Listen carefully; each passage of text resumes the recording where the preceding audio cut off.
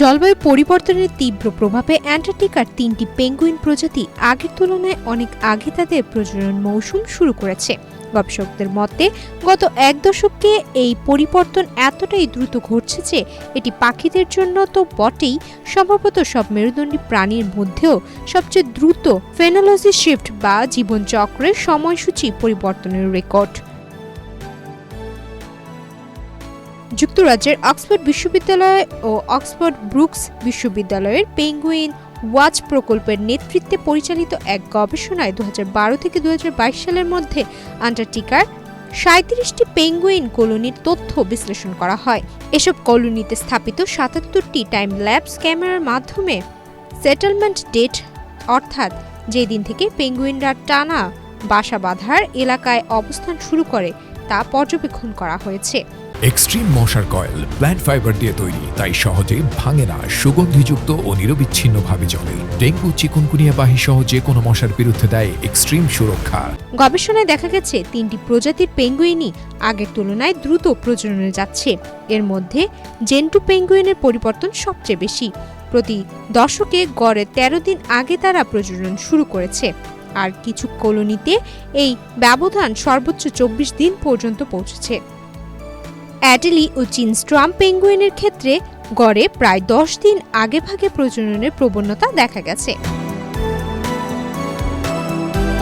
গবেষণার প্রধান লেখক ও অক্সফোর্ড বিশ্ববিদ্যালয়ের গবেষক ইগনাসিও হুয়ারেজ মার্টিনেজ বার্তা সংস্থা রয়টার্সকে বলেন, অ্যান্টার্কটিকায় আমরা যে মাত্রাতিরিক্ত জলবায়ু পরিবর্তন দেখেছি তার প্রতিক্রিয়ায় পেঙ্গুইনরা প্রজননের সময় বদলাচ্ছে। তারা রেকর্ড গতিতে এই পরিবর্তন করছে, যা অন্য কোনো মেরুদণ্ডী প্রাণীর মধ্যে দেখা যায়নি। গবেষকদের মতে ক্রমবর্ধমান সাবপোলার পরিবেশ জেন্টুর মতো সাধারণ খাদ্যাভ্যাসের প্রজাতিকে সুবিধা দিতে পারে, যেখানে বিশেষায়িত খাদ্য নির্ভর চ্যাপস্ট্রাম বা বরফ নির্ভর অ্যাডেলি পেঙ্গুইন চাপে পড়তে পারে।